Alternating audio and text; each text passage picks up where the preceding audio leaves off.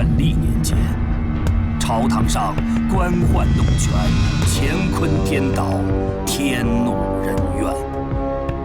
江湖中官匪勾结，刀光剑影，杀机四溢。于是，一幕幕江湖恩怨便在风雨飘摇之中上演。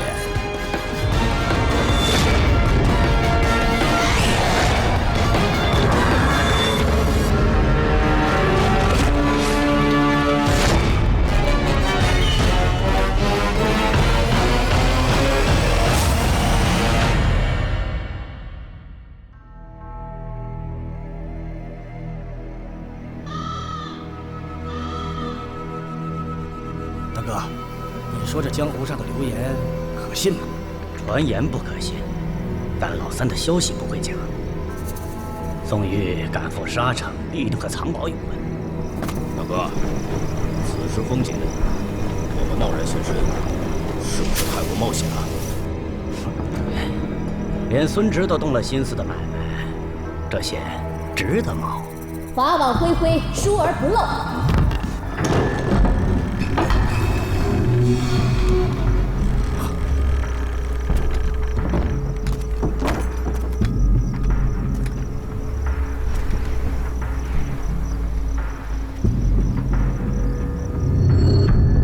要不是还差一个三鬼陆剑，我早就拿你们了。只是我没想到，堂堂河间四鬼，竟然为了隐藏身形，躲在这种地方，真是难为你们了。大哥，停！错，在下复姓司马，字飞燕，承蒙江湖朋友看得起，赐号鬼见愁。鬼见愁，一个曾经威名远播的御赐神武，现在混的好像也不见得比我们好。你既已无官职，凭什么拿我们？朝堂之上有律法，江湖之中有规矩。我虽已不在朝堂，但是你们劫府银、杀徽商25口的案子还没有结案，今日我要拿你们归案。哼，拿不拿得住，好像也不是你说了算的。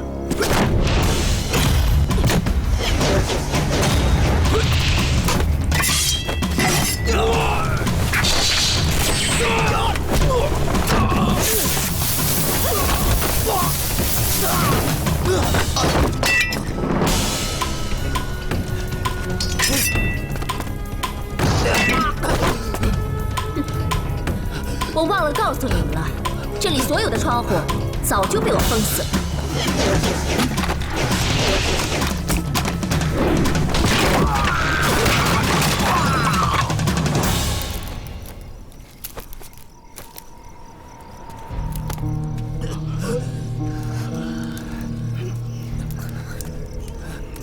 你们三个别急，天亮之前自然会有人放你们下来。谁？真正的鬼见愁，杨小楼。山东大名府的杨小楼？错，他现在的真实身份是督察院的新任捕快。我已经飞鸽传书，让他来收拾这个烂摊子。而我呢，现在要赶去沙城，去找你们的三弟陆剑了。小伙，你以为到了沙城就能找到他吗？好啊，那我们就来打个赌。我不光要找到他，我还要查出他蛰伏于沙城的真实目的。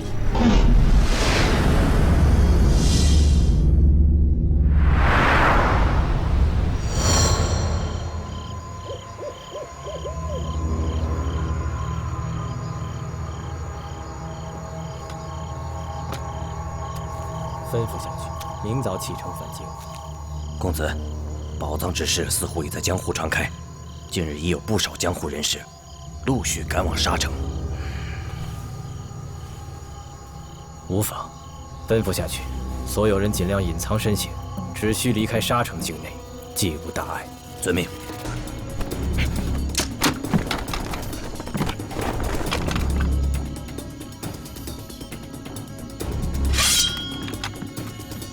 孙彪！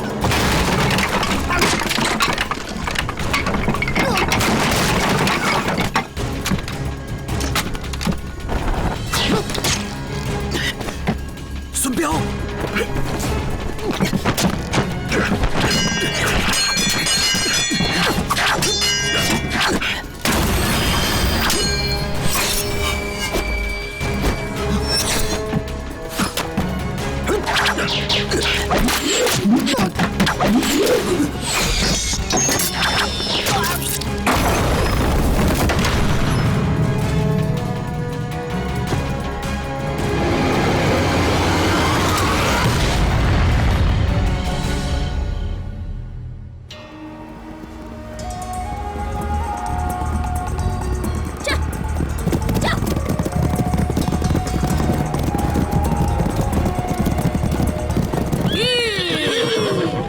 小姐，咱们出了关，到一个见不到孙直的地方，就松快了。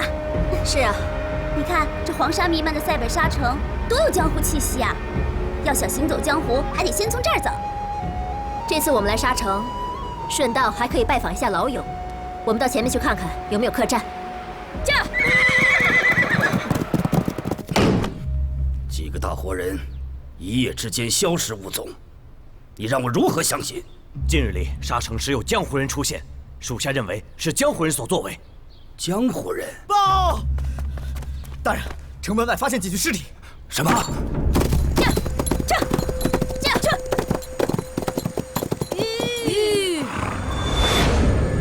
叶子，咱们晚上就住这儿，明天进城。好嘞。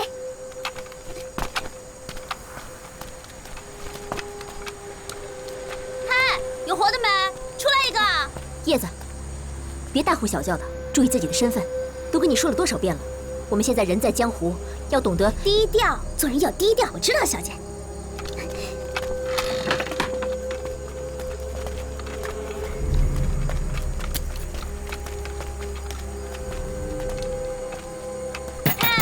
有活的没？出来一个！喂，有人吗？喂！客栈已经打烊，恕不待客。哎，伙计，你看这天色已晚，这荒郊野岭的，能否留宿一晚啊？真的不行，我已经说过了，打烊了。不要逼本宫女母亲解释，干什么你？不得无礼！一个姑娘家居然如此无礼！小二，不好意思，这天寒地冻的，我们就住一晚。虎子，带客官到2楼客房休息。多谢掌柜的。跟我来吧。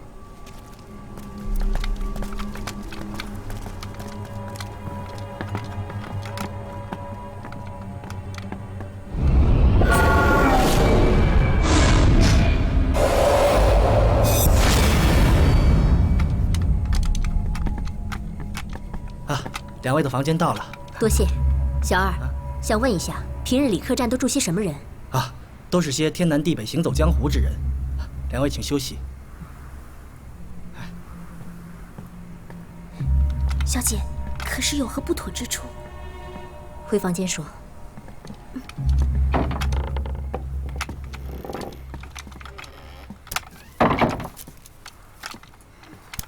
叶子，这家客栈有点古怪。古怪？小姐，你看出什么了？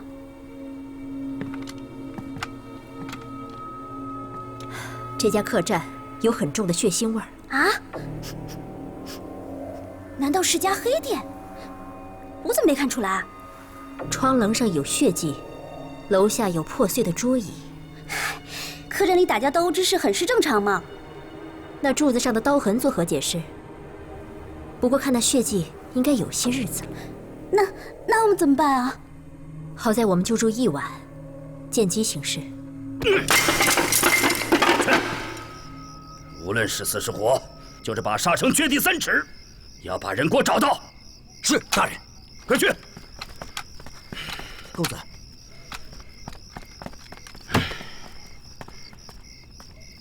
父亲，为何事如此大动肝火呀？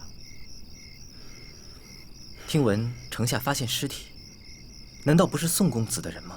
好了，以后衙门里的事你就不要过问了。你明天不是要出城，到边境榷场去走一走吗？还是早点回屋休息去吧。是，父亲。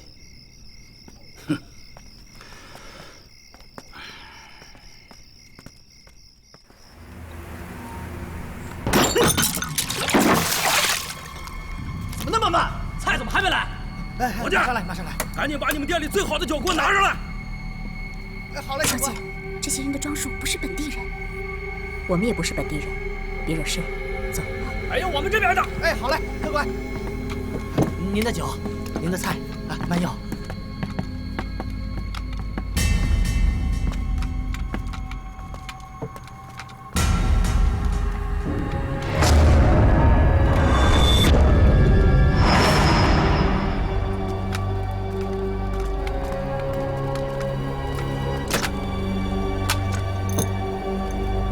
一大早的，他们都是些什么人啊？江湖人，贵州七星门的。七星门的，他们用的是七星剑，暗器的带上都镶嵌着七星。对，就是这里，他们肯定在里面呢。三爷呀，你老人家这是……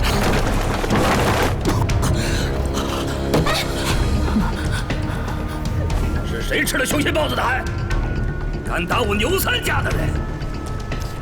三爷，就是那几个人打的我。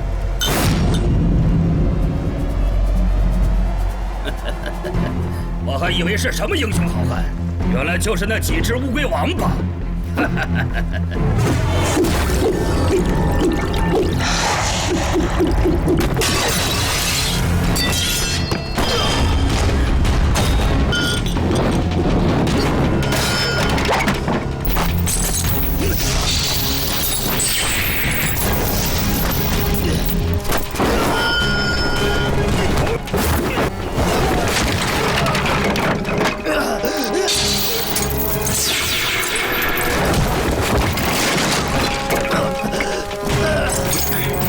过瘾。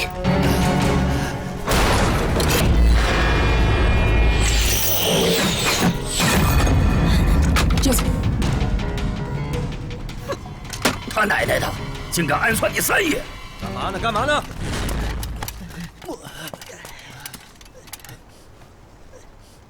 哟，三爷，您这是？也不知是打哪儿来的货色，敢在我的地盘打我的兄弟！本捕奉命查案，来人，都给我带回衙门。是。放下。走，叶子，咱们走。走，快点。站住！你们俩也得跟我走一趟。你凭什么抓我们呀？凭什么？沙城有命案发生，尔等均有嫌疑。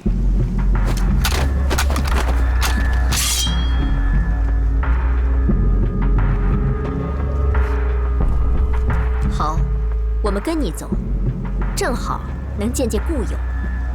哼，故友。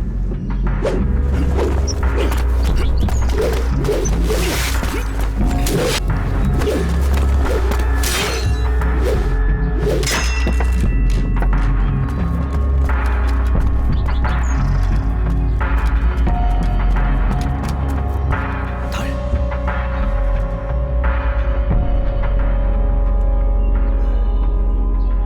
后堂待客。是。总而言之，就是那大太监孙直给害的。我们在中原待不下去，不得不出关。评叔，以前我听我爹总提起你，说你是个难得的清官，可是怎么会被发配到这边陲小镇呢？难道是得罪了什么人吗？飞燕，这清官难为啊。我懂。没想到到了这边城，倒也能过上一些清闲的日子。可实际上呢，也是不得安宁。评叔，何事扰心？不提也罢。来人，备酒菜。小姐，吴大人为何吞吞吐吐？明明希望你出手相助，却欲言又止。因为他知道我已不在官场，帮不了他，多说无益啊。小姐，我知道你心里一定是想帮他的，对不对？想帮和能不能帮是两回事。现在你我都自身难保了，能不连累他就已经是万幸了。这次来沙城，如果不是为了抓那个陆剑，我情愿不与他相见。谁？是我。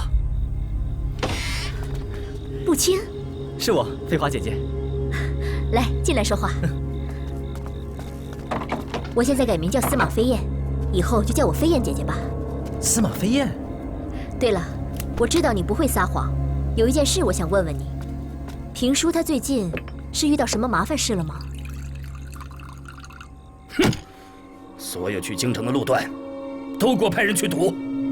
大人，死了那么多人，这事儿堵不了多久啊。那也得给我派人去堵。无论宋玉是生是死，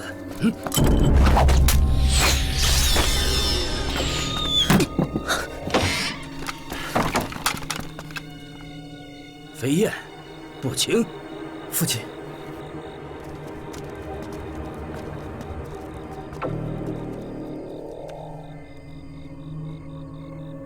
不清，出去。是。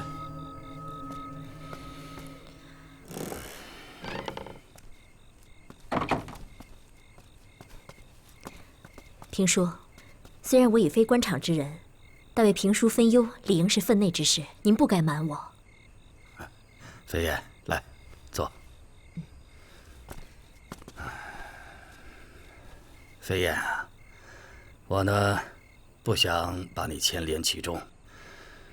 既然不清不懂事，今儿我把这事儿挑破了，也就算是天意了。孙直的外甥宋玉来边城办事，到访沙城，已经将其暂时安顿在郊外了。3日之前，在返回客栈途中，神秘失踪。可是客栈的人说，宋玉当晚并没有回客栈。正是。宋玉此行是为何事前来？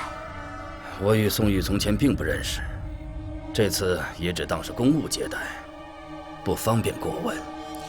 还有没有什么其他的线索呢？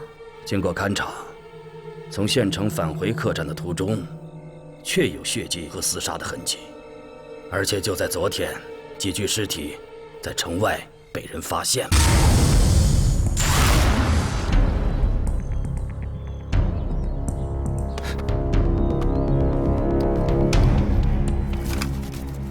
大人，你看，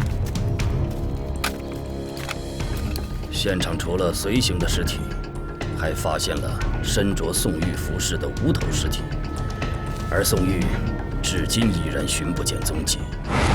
无头尸体是宋玉，既无头颅，如何判定？我招待宋玉那几天，陪他吃了几顿饭。他行事豪放，常常撸起袖子，拿罐子喝酒。我清楚记得他的左手臂有块胎记，这胎记朱红而圆润，进而印象非常深刻。其他尸体现在何处？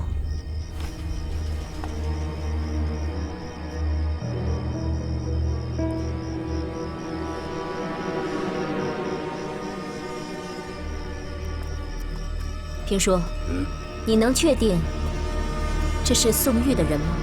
确定，跟宋玉来的我都认识。这些人最大的官阶是6品，在我之上。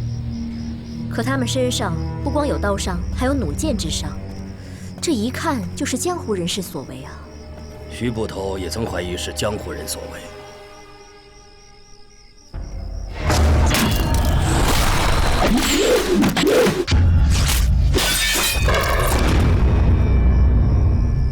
评叔，有一件事情我不太明白，想再问问您。何事啊？我发现最近有大批的江湖人士涌入沙城，他们来干什么？这个我也不太清楚。不过这些人来了以后，整日的滋事扰民，我得想办法把他们赶走。飞燕，这宋玉之案不解，我乌纱不保无妨，只怕连累了不清。我已打定主意，若有意外，我便将不清托付给你加以保护。既然你呢有出关的打算，不如就带着不清一块走吧。我不走，我们父子2条命，一颗心。不清，不是说怄气话的时候。父亲，我若这个时候离您而去，愧为人子，飞燕姐姐也会一辈子轻视我的。评叔，你们2人所言尚早，宋玉之死跟你们2人没有半点关系。就算孙直派人来查，他们要抓的也是真凶，所以现在我们的当务之急是查出真凶。那你想怎么查？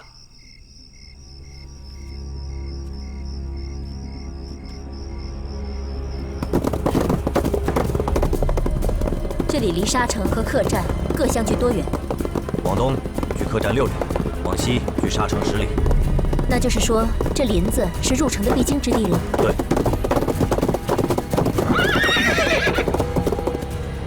这里就是发现血迹和厮杀痕迹的现场。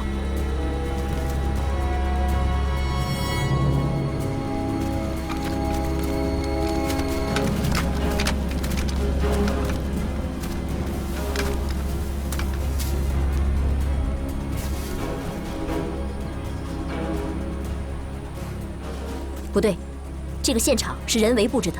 什么？小姐，我也有此想法。你发现了什么？既然此处有人厮杀，而血迹喷洒在树叶之上，但是周近树木却无任何断损。不错。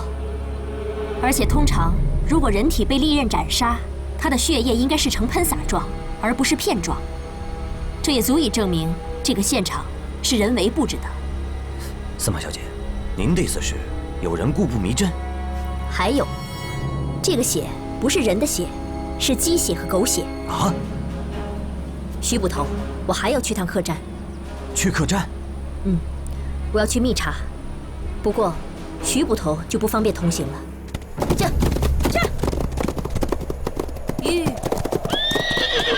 伙计，开门！啊，姑娘，客房已满，恕不待客。哎，你是不是又要逼本姑娘不淑女啊？不是，姑娘误会了，我不让你们进来，全然是一片好意呀。哼，不让我们进，你就是不怀好意。看来本姑娘的淑女是当不成了。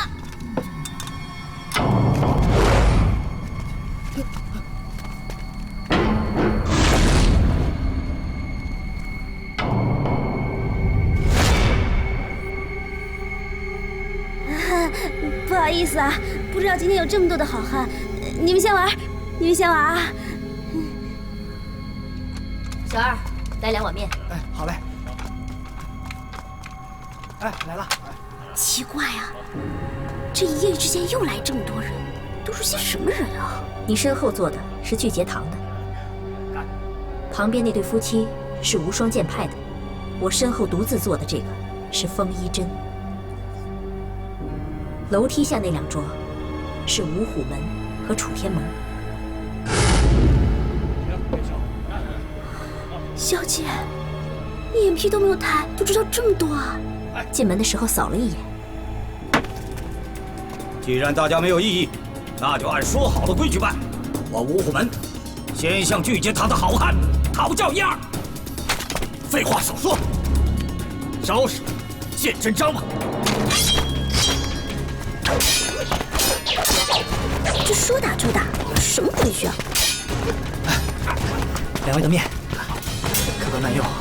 哎，伙计，他们都是来干嘛的？最近时常有江湖人来沙城探寻宝藏，厮杀之事常常发生。宝藏？什么宝藏？我真的不知道。别多管闲事，吃面。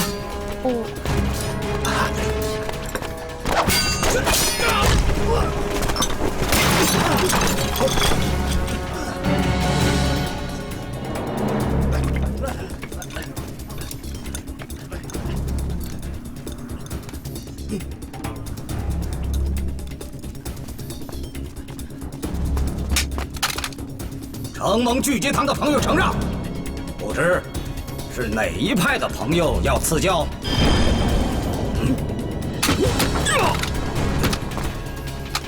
无双剑派，请赐教。小姐，到底怎么回事啊？他们一桌一桌的接着打，他们点到为止，输了就知道后面讨不到便宜，也不会勉强。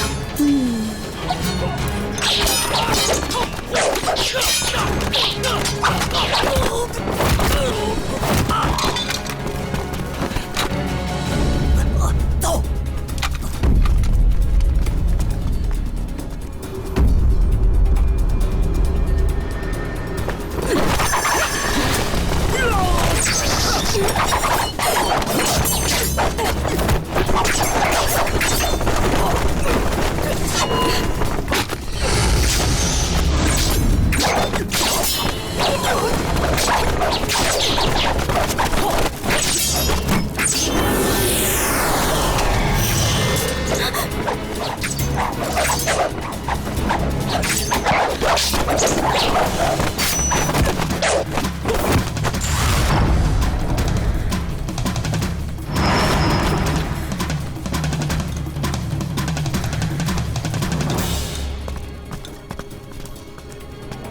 秦大少爷，如果你不舒服，我们倒也可以不比。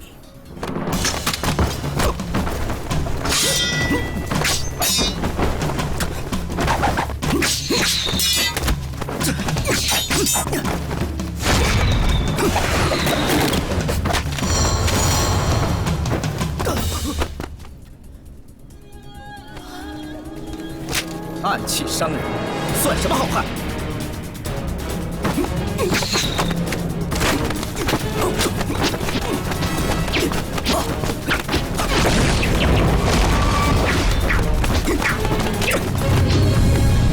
楚天盟的回旋无影扇。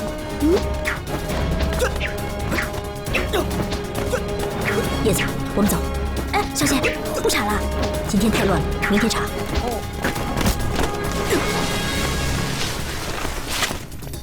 姑娘们先留下。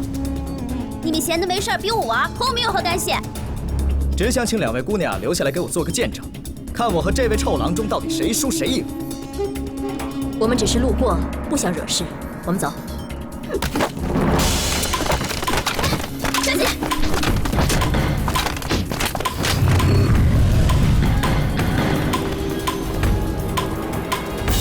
我认识你，你是京城的那个……你认错人了，在下司马飞燕。司马飞燕。我刚才已经说过，我们不想惹事，只是路过而已。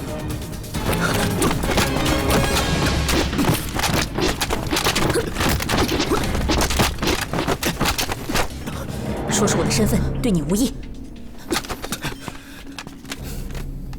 得罪了。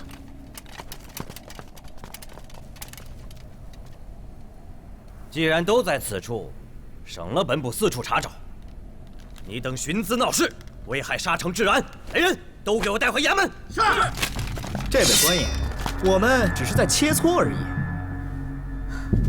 官爷，我们真的不是在滋事。只是吃饱了，喝足了，寻常切磋而已。寻常切磋？是。大人命在下来保护司马小姐。多谢，我还有话要说，请徐捕快先行离开。既然切磋，就给我安分点，规矩点。这客栈还有别的商户，刀枪棍棒的，成何体统？撤！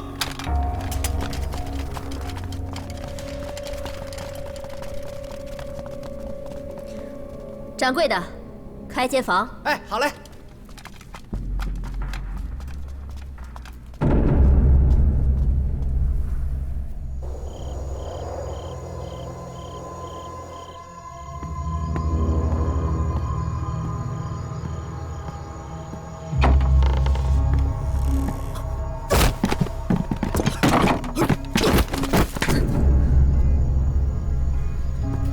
那年在军州，我好像抓过你们楚天盟的人，你就在其中。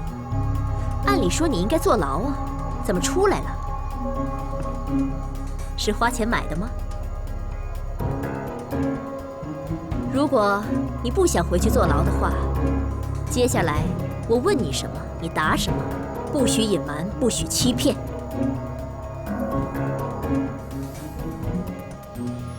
我想知道，你们说的那个宝藏到底是什么？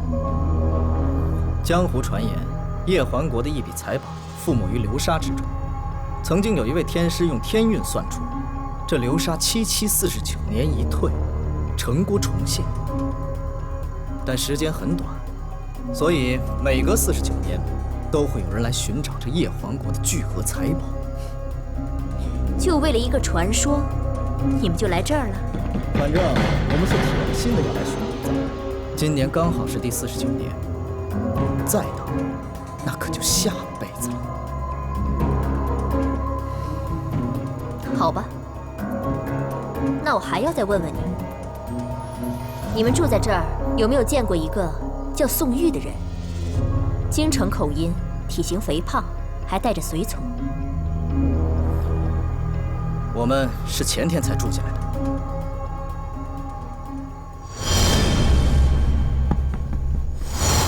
听说宋玉来边城，会不会是为了宝藏？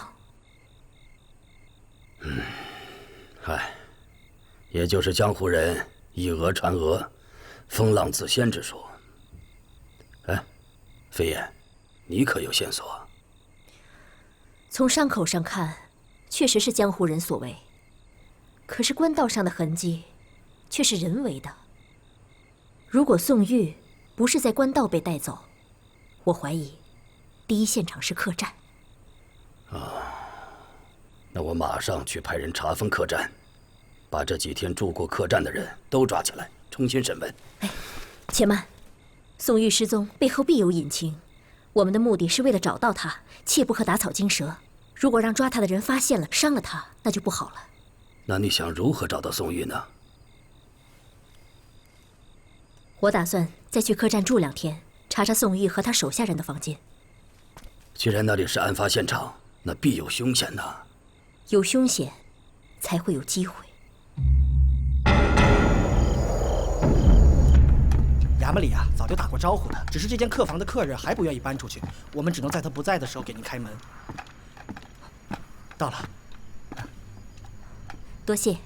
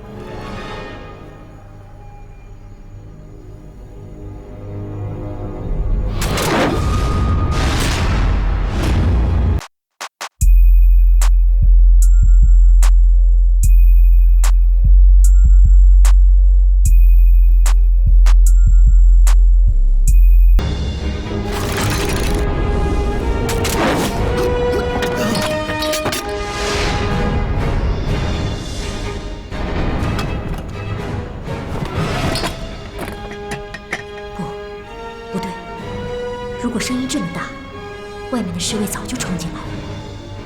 从前面的痕迹推断，侍卫根本就没有进过屋。难道侍卫在宋玉被袭前就被杀了？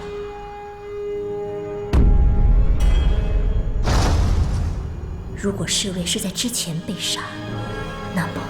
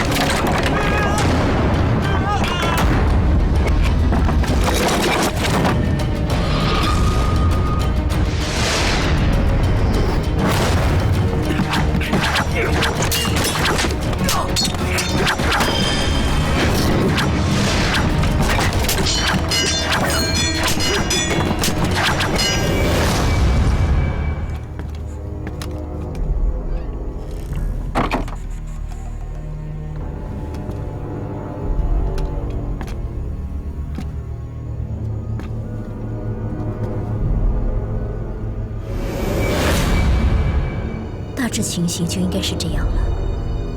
可是到目前为止，除了宋玉以外，其他人的尸体都发现了。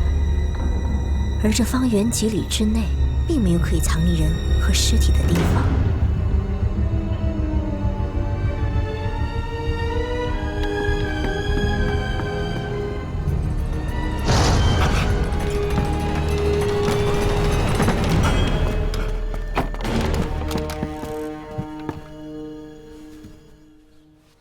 我能判断，第一现场就是客栈。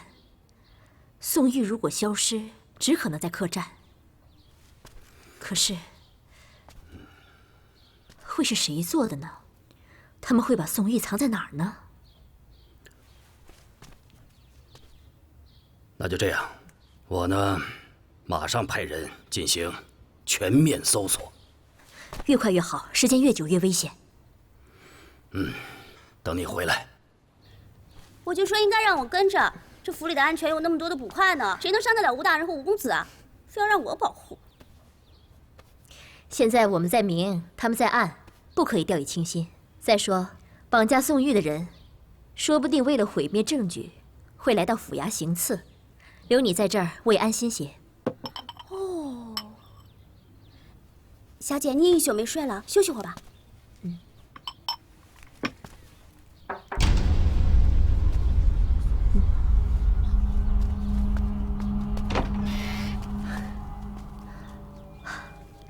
不清，飞燕姐姐，你这2日住在客栈，是不是觉得客栈里有问题？你为什么这么问？徐捕头说的，他说那间客栈是命案现场，暗藏杀机。我是担心你。飞燕姐姐，这2日我总是想起小时候被你保护的情景。小时候你性格内向，身体孱弱。飞燕姐姐，我虽然从小被你保护，不被别人欺负，但我其实没有你和父亲想的那么孱弱。我并不是说你弱，一个人他身体强壮，武功高强，那是一个人的力量。文以载道，惠泽兴邦，读书人才是天下的根本。我本想考个功名，可惜世道无常，父亲受辱，我难免受到连累，仕途也就没什么希望。天无绝人之路，只要你有心，总会有机会的。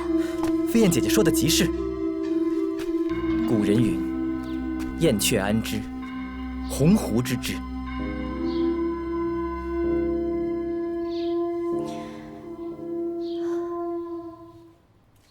确定是宋玉吗？回大人，看到了胎记。胎记。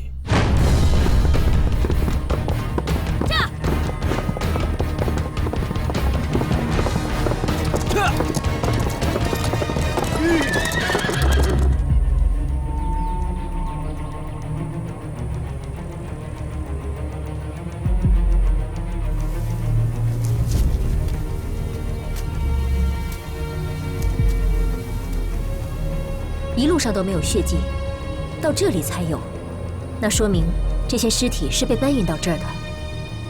为什么凶手如此残暴，杀人还要分尸？难道是为了隐瞒宋玉的身份？不是，如果为了隐瞒的话，就不可能把尸体停放在这儿，甚至还留下了最有标志性的手臂。那凶手为何要分尸？他是为了掩人耳目，方便搬运。掩人耳目？难道是从城里运出来的？徐捕快，把这些尸体搬回去，仔细拼凑，看看有没有遗漏哪一部分。好。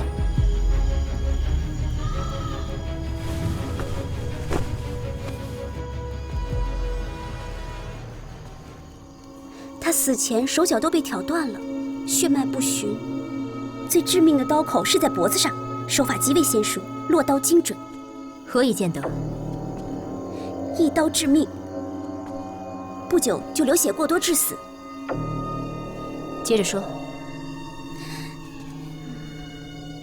分尸的时候，每一刀均从关节处切开，从未伤骨。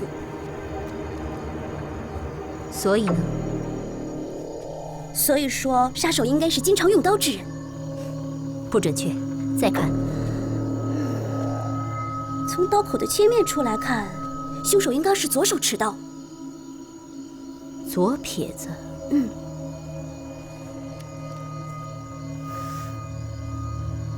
是尸猪油渍味儿，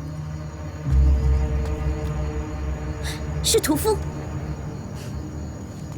叶子，你终于开窍了。刀上抹着油渍，就说明这是他惯用的东西，不是信手拿来的。而杀人又需要很大的力气，屠夫确实比厨子可能性更大一些。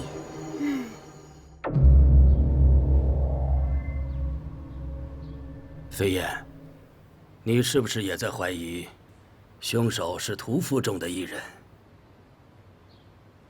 评叔，我现在还不能告诉你，是因为我还想再多查一些线索。好吧。那你认为谁的嫌疑最大？暂无定论。下一步你说说看，有何打算呢？试探。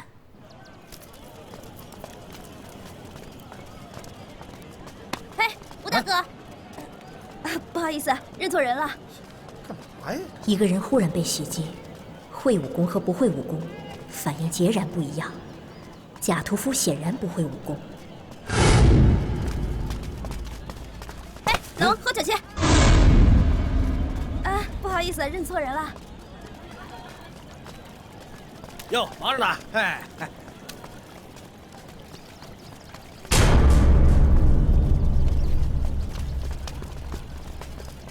哎，老吴，不好意思，认错人了。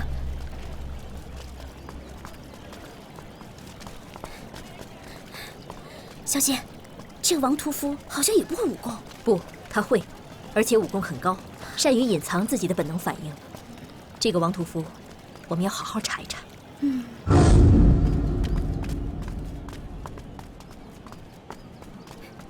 哎，老吴，喝酒去！干嘛打人呢你？不就认错人了吗？这个孙屠夫果然是左撇子。小姐不必在意，要能给查出来，我也算没白挨这一掌。哎，为何我们不马上告诉吴大人？因为我还没有判断到底是王屠夫还是孙屠夫。不都已经试出来了吗？你别忘了，王屠夫他是个高手，说不定他也经常使用左手，而为了嫁祸他人，在行凶的时候，他也用了左手。也是啊。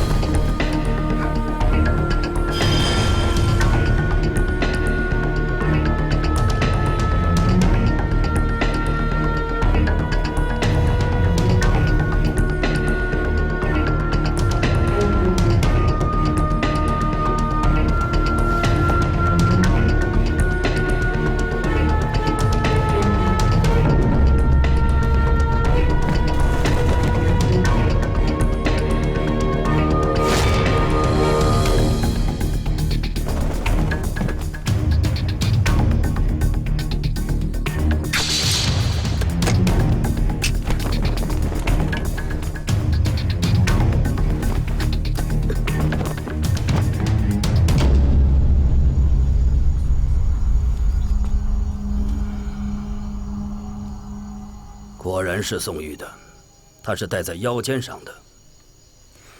那么就可以确定是孙屠夫了，说不定他还参与了客栈杀人。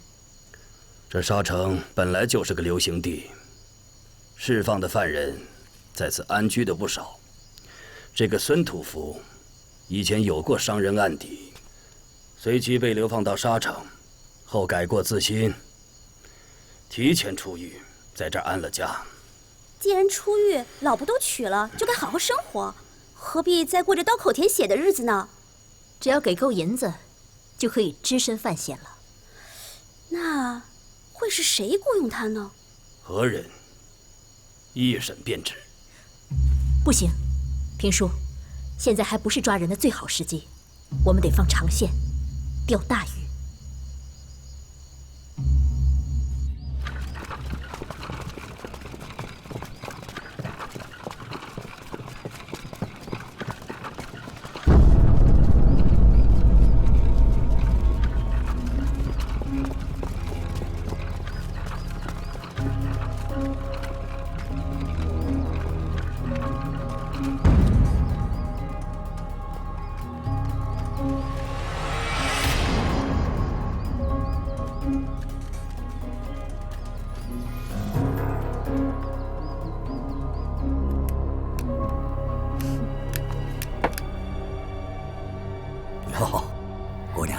又是您。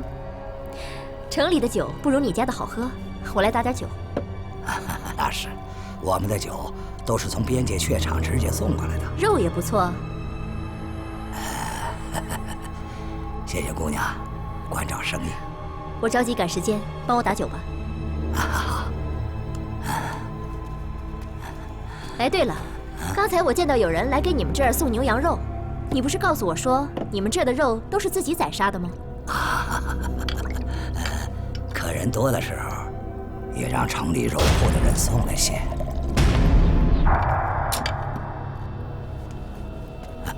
给您酒。好，谢谢，您忙。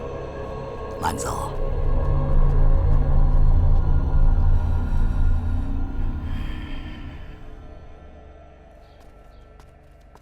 陆剑。那你如何断定是他的？他的指节发乌，小指完全不着力，是练鬼影四指禅留下的习惯，而这也是三鬼陆剑拿手的功夫。那你追到沙城来，要抓的犯人在客栈，那么巧？这绝不是巧合。陆剑他是四鬼里面最狡猾、最贪婪的一个，跋山涉水而来，一定是来干一笔大买卖。那个客栈果然有大问题。陆剑和孙屠夫背后的人一定不简单。今天晚上我再去趟客栈，看看还有没有什么其他的线索。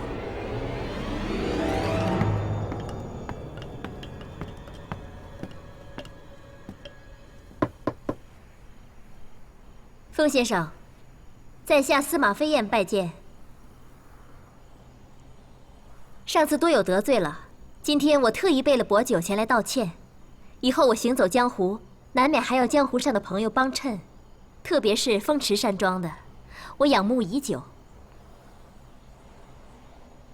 风先生。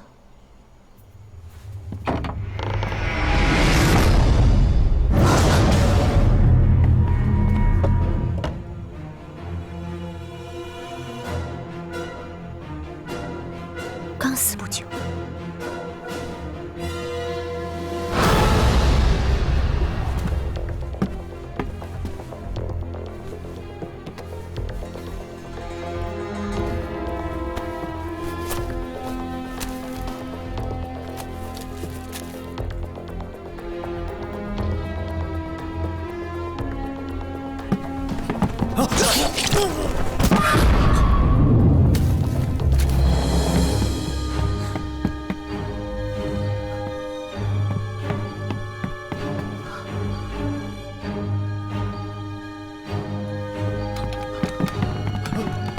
司马飞燕，你竟然杀人！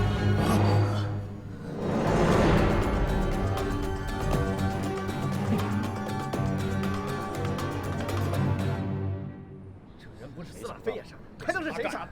就是他杀的，一定是他干的。没想到是这样的人。没错，没错，就是他。行了，都安静点儿。刚才你们几个说了半天，那究竟是谁看见司马飞燕行凶杀人了？你们刚才所看到的，正是他第一个出现在现场，而凶手可能刚刚逃逸。来人，把嫌犯和被害人的尸体都带回县衙。是。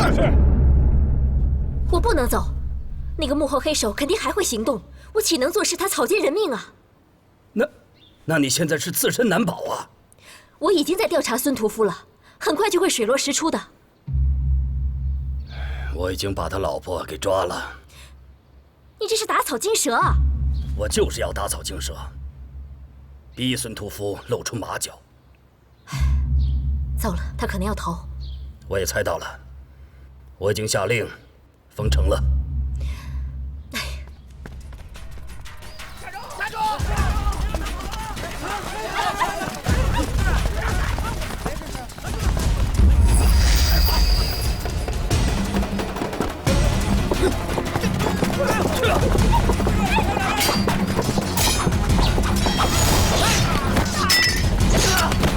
溜活口！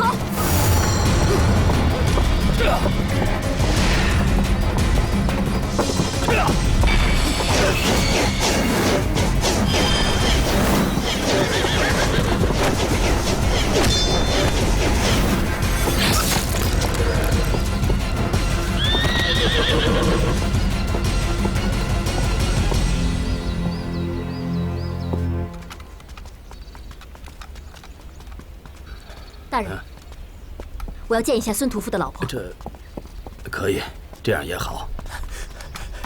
大人，孙屠夫的老婆上吊自尽了。啊！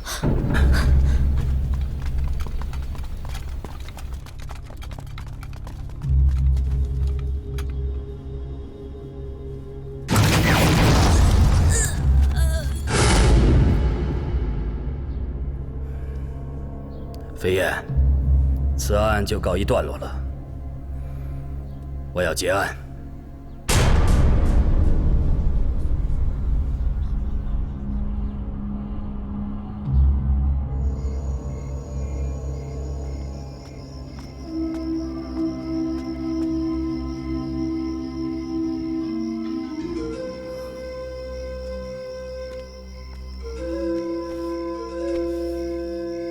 飞燕姐姐，你已经在这里坐了好几个时辰了，你在想什么？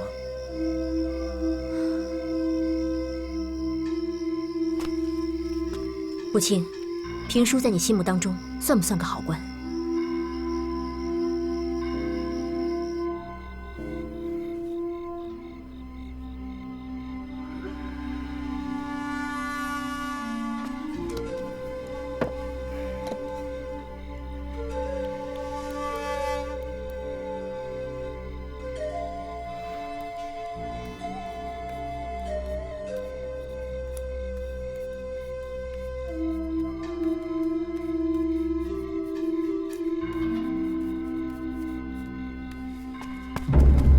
谁？在这个不清明的世道上，做个好官很难很苦。我若是可以左右他，我不希望他做官，好官坏官都不要做。抓贼呀！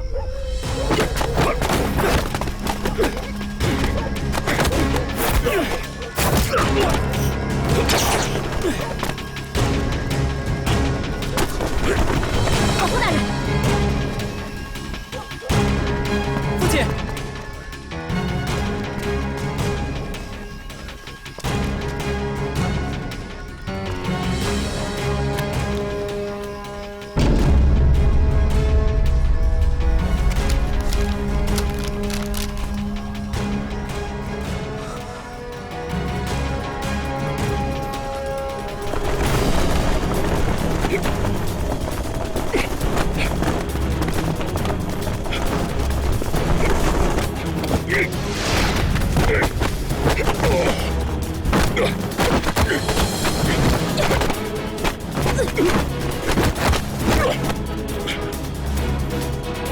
这位好汉，在下也是快意堂的朋友。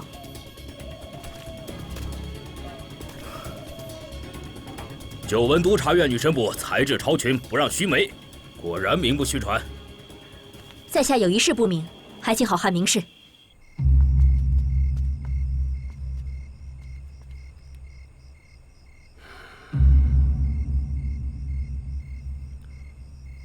伯清，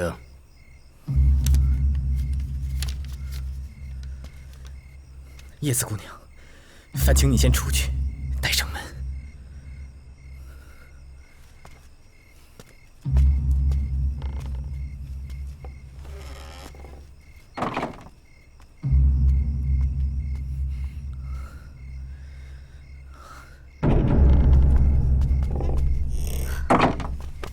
叶子，一会儿你出城帮我送封信。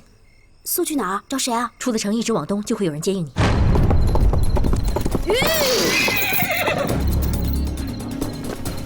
吴大人有令，锁城1个月，非官方特函，任何人不许进出。少废话！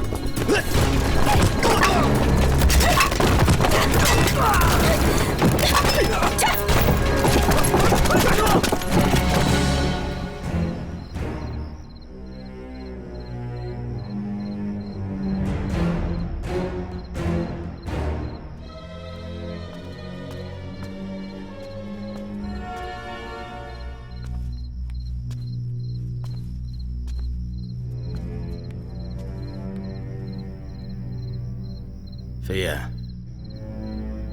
这么晚了，何事啊？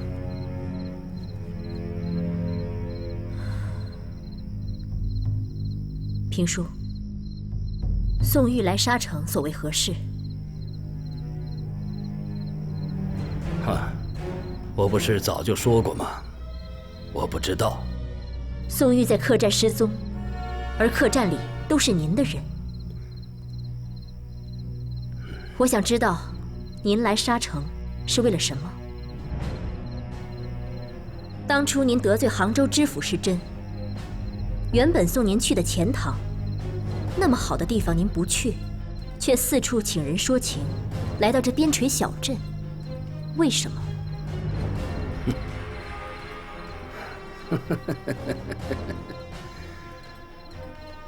好啊，你暗中调查我。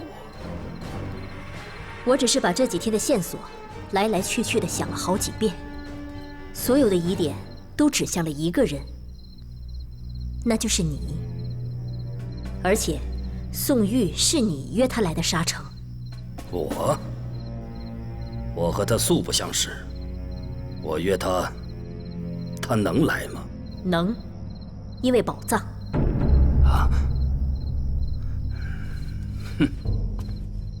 既然我有求于他，那我为什么要杀他呢？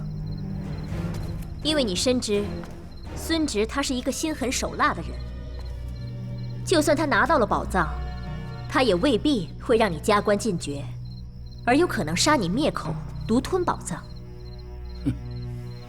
但是，在杀宋玉之前，你要先找到那2张藏宝图，所以你把他抓起来，严刑拷问。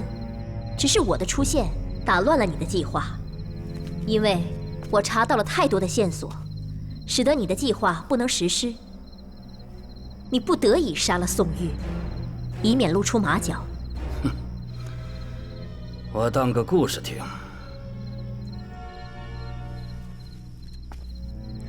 你为了阻止我调查，不惜在客栈设下血案嫁祸于我，目的只是为了让我走。当然了，你杀他们还有可能是第2个原因，因为你害怕他们住在客栈的时间太长，发现了那2张藏宝图的线索，特别是住在宋玉房间的风衣针。你就像操控提线木偶一样，让徐捕快做了这一切。孙屠夫夫妇也是你收买的杀手之一。孙屠夫他就是分尸宋玉的人。你杀害了孙屠夫夫妇，掩盖了所有的一切。这只能说明，在你约宋玉来之前，那2张图就已经在你手里了，而且你还复制了一份。不愧为御赐神捕，虎父无犬女啊！我父亲在世的时候，敬你侠骨义胆。他在天之灵会为你感到难过的。飞燕，别费什么心思劝我回头了。如果你不是真真切切地看到了那半张图，你也不会瞎扯什么那个藏宝图。所以，这张图就一定在你手里。大人。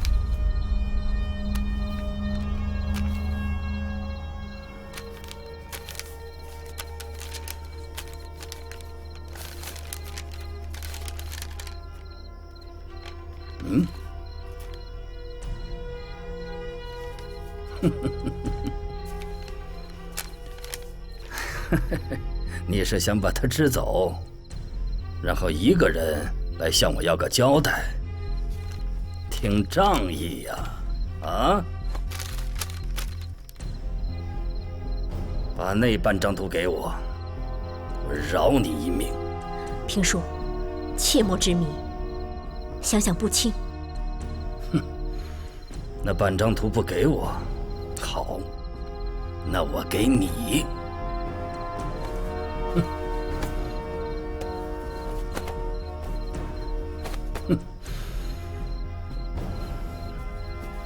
在这荒漠之上，风沙一起，地势也是1日3变。这张图就是我要花时间来琢磨。哼，虽然我不懂什么五行之法，但你，就是最好的带路人。所以呢，在孙直来之前，找到宝藏，送我们出关，还是送我们去鬼门关，然后把宋玉的死嫁祸在我身上，好给孙直一个交代。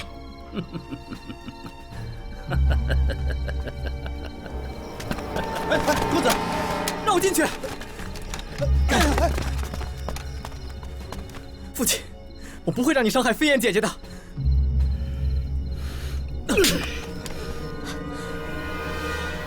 我们现在是父子难保，你还想英雄救美？来人，在，把他压下去。是，公子，飞燕姐姐，我会救你的。飞燕姐姐，相信我。飞燕姐姐，我会去救你的，你要相信我。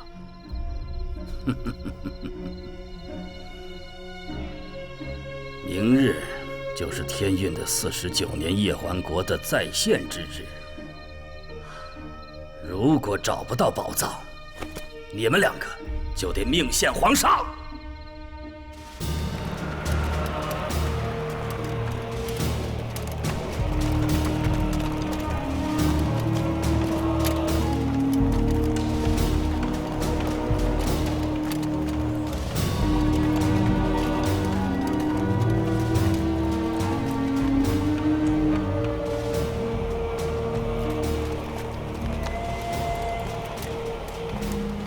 五行罗盘，3盘3阵，地盘用于立象，人盘用于消煞，天盘用于纳水。这张图上所示，叶桓国所在，完全违背天地人，阴阳不结穴，两仪不交融，乃大凶之地。难怪国运不过甲子。宝藏若真要私入囊中，也是大凶之灾。叶桓国的旧址就在这儿了。好，都给我听好了，对着这个方向，给我一直挖下去。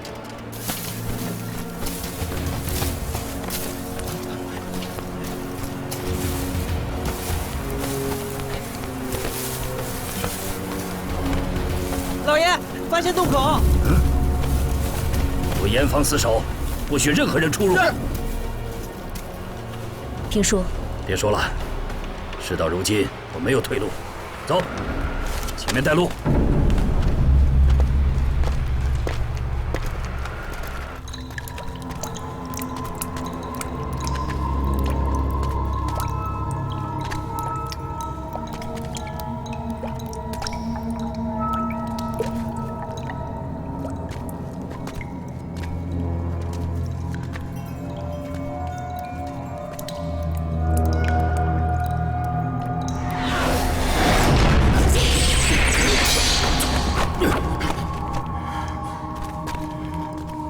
评叔，这里是险地，不值得。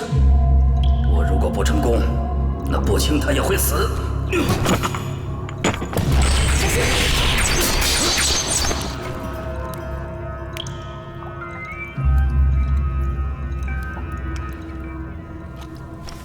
走。评叔，一开始我就猜错了一件事。什么？杀死宋玉的人不是你。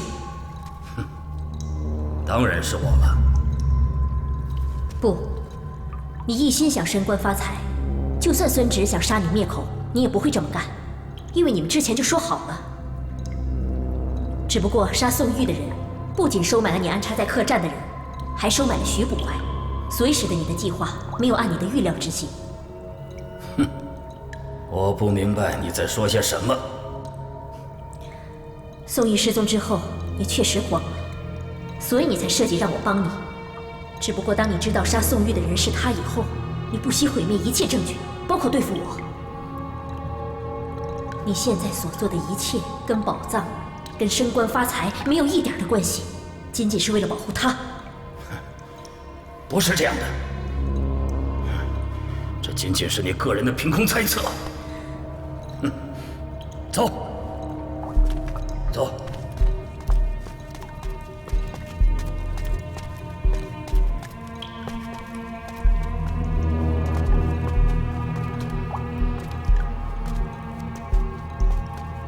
这什么地方？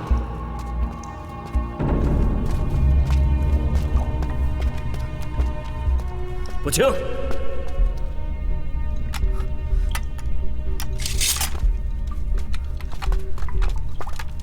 爹，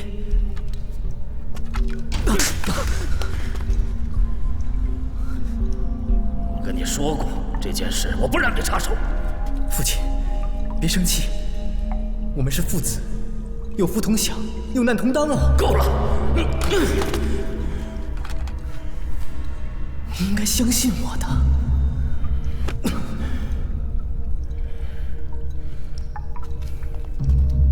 飞燕姐姐，我说过，我可以保护你们的，只要拿到宝藏，我们想去哪儿都可以。我们可以去关外建立一个小国家，我做皇帝，你就是我的皇后。闭嘴！气死我了！父亲，您还是看不透，官场步步维艰。世道浑浑噩噩，何必再委屈自己呢？傻孩子，你知道你这是在干什么吗？你这是卖国呀！这样的国家不值得我忠诚。吴公子。客栈的人都已经被我们收买或替换，确保我们的计划万无一失。宋玉已经死了，等到叶桓国出现，我们就可以去拿宝藏了。我们大王一定会助你成为一国之君，希望你得偿所愿。那是自然，将来我西吴国一定是你们进攻大明最忠实的粮草库跟情报站。飞燕姐姐，你放心，我不会把你交给孙直的。不过，我们确实需要一点时间，来成就我们的王国。不亲，你现在回头还来得及。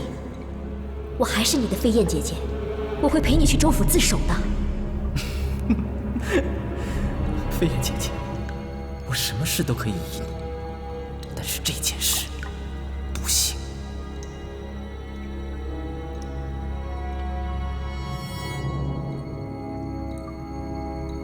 评叔，不亲，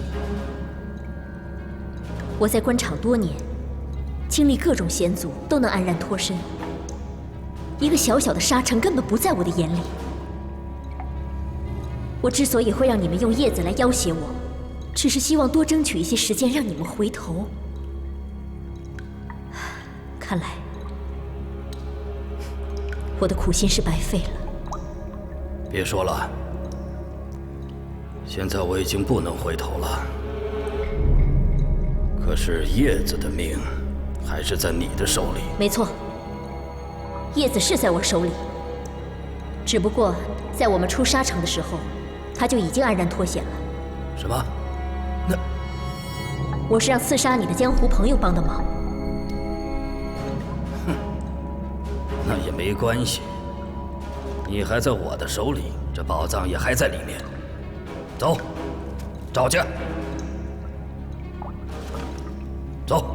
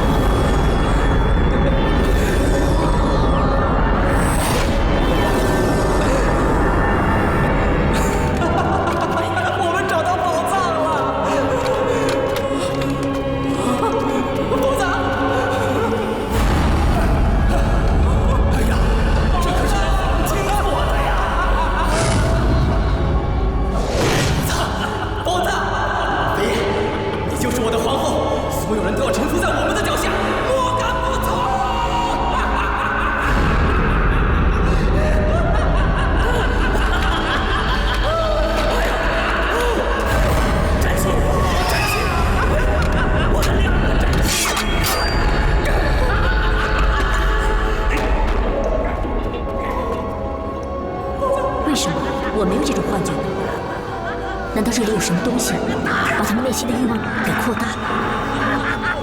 或者是说，我自己没有欲望，所以我看不到这种幻觉？叶明珠，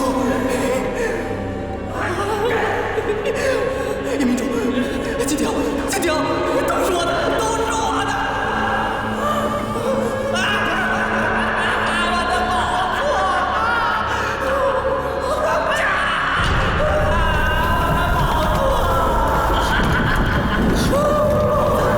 平叔，平叔，你醒醒，快醒醒啊！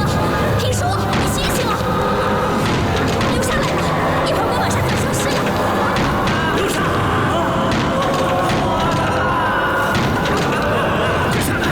快走，留下来！我们走。不能一辈子被人杀死。父亲，平叔，父亲，平叔。孩子，是我错了，是我让你一步步一潭深陷。你还年轻，还可以回头，跟飞燕一块走，把这一切给忘了。平叔，你放心，我答应你，我会带过清走的。谢谢。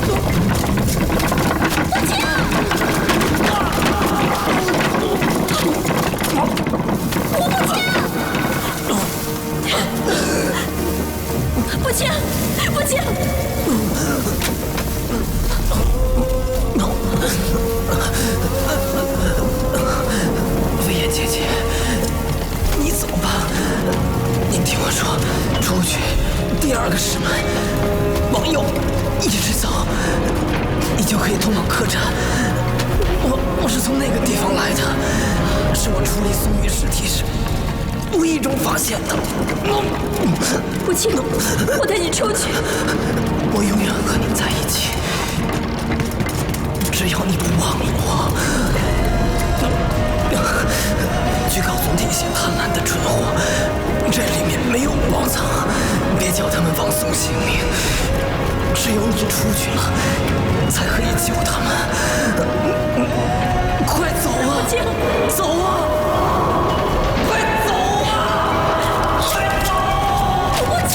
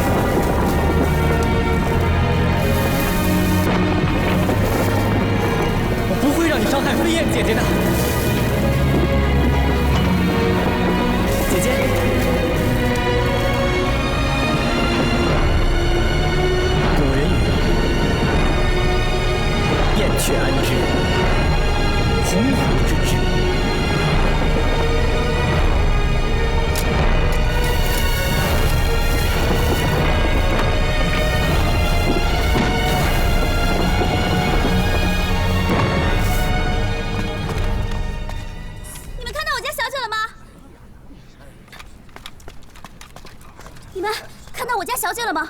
没有。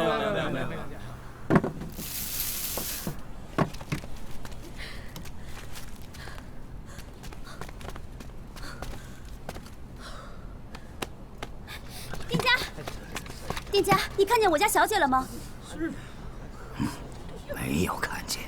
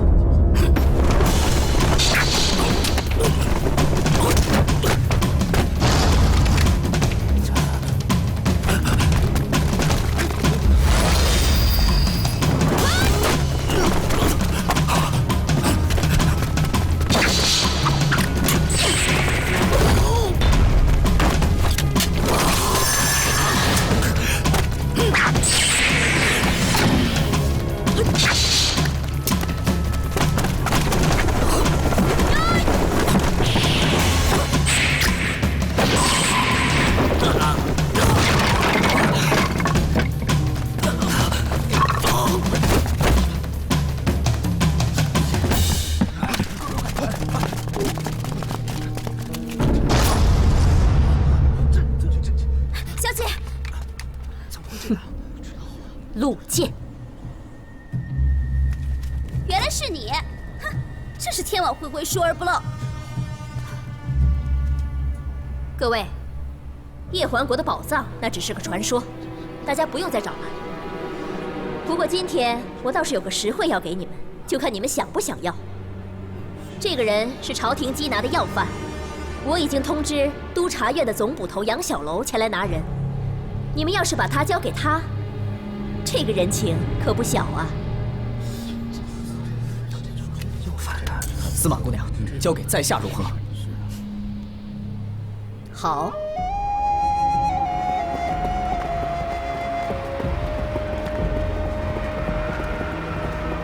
多谢壮士相助。不必客气，我只是有一事不明，你完全可以抽身离开，却为何要冒此凶险呢？因为我想给他们父子二人一个机会。只不过最终，理智还是没能战胜欲望，所以我也无能为力了。唉，可惜啊，这宝藏就是一堆没有用的纸。不，如果叶环国的子民想要复国，靠的绝对不是金银财宝，而是你嘴里所说的这些纸。